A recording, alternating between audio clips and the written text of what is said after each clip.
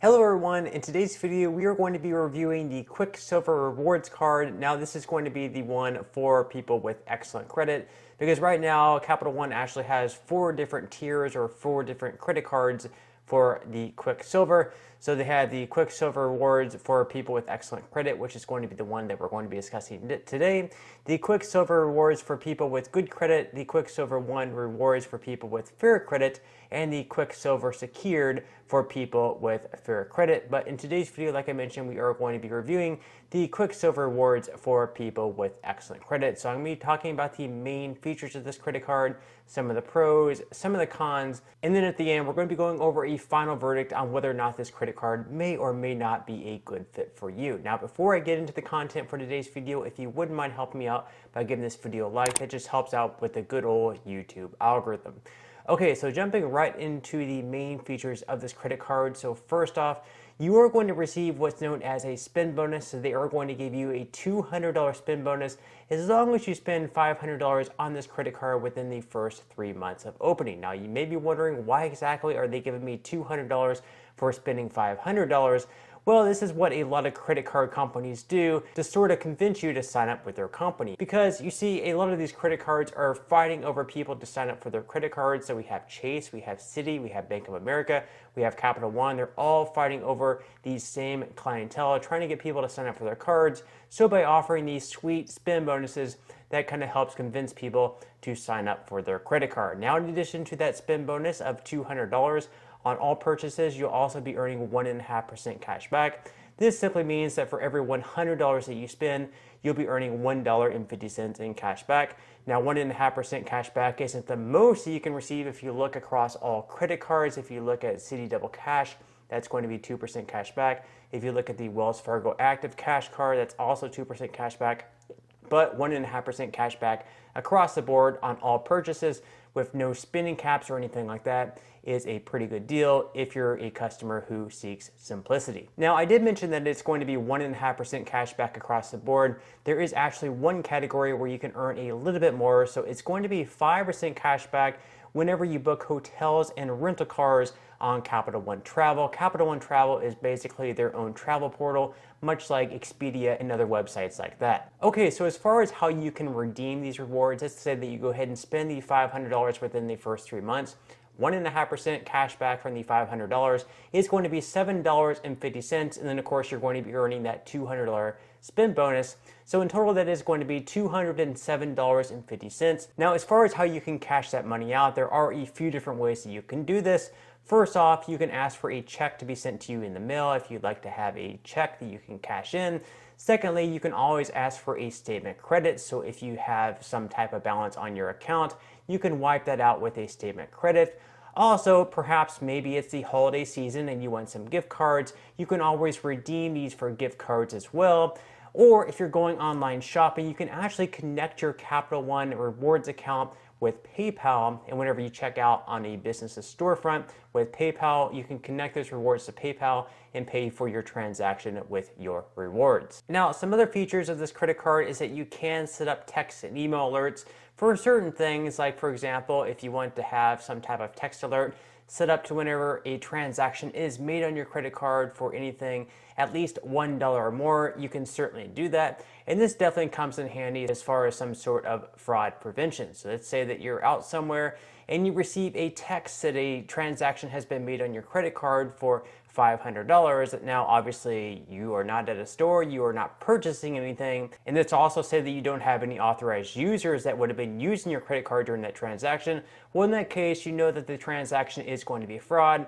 So you can go in and actually lock your card on the mobile app, and you can call into Capital One and let them know what's going on, and they will make sure to take care of it. So that kind of leads me to my next point, is that there is a $0 fraud liability with this credit card, meaning that if someone steals your credit card, whether it's the physical card or if they steal it online, you are going to be completely in good hands because you are not going to be liable for their transaction, whether it's $500, $1,000, or $10,000.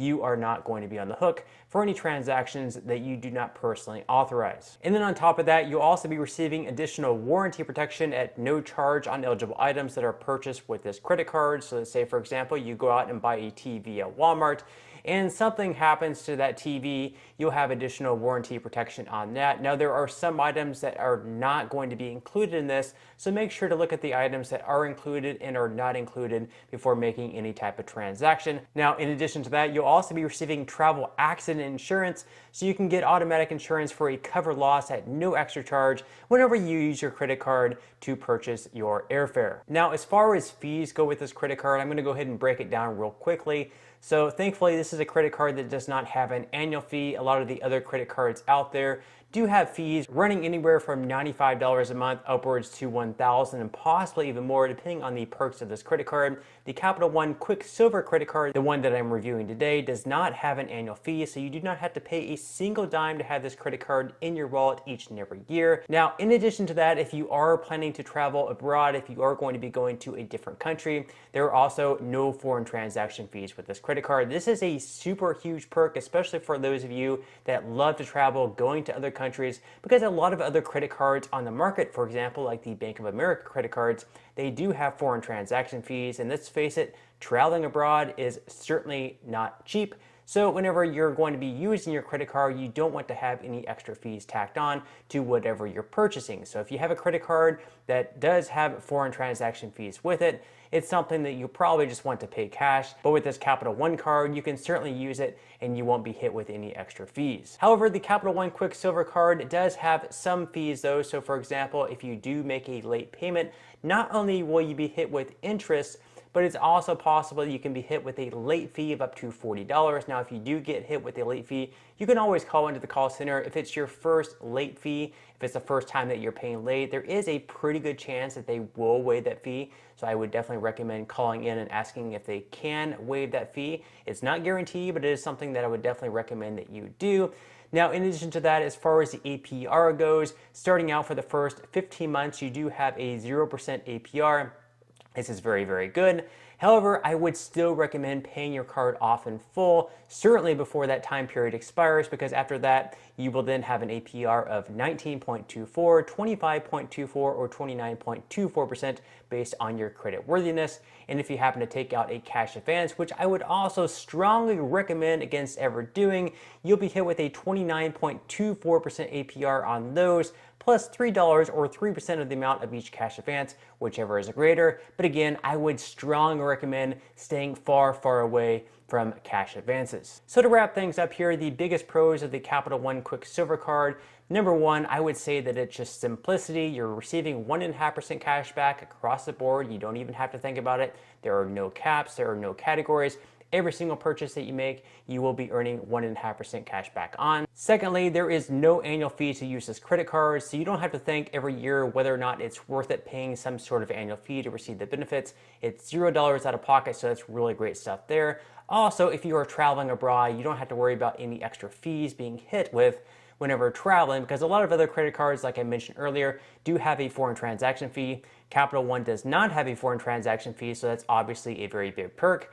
And in addition to that, you're also going to be receiving that $200 bonus whenever you spend $500 within the first 3 months, which, let's face it, that's really not going to be too hard to do because a lot of us spend around $500 per month on groceries. So if you use this card during the first 3 months, you're probably not going to have too many troubles reaching that $500 spend bonus milestone. Now, on the flip side of things, the biggest cons of this credit card, just going back to the 1.5% cash back, even though it's very simple and it's a decent amount, there are a lot more credit cards on the market right now, also with no annual fee, that offer a much better rate. So just looking at the Wells Fargo Active Cash Card, that's also 2% cash back across the board.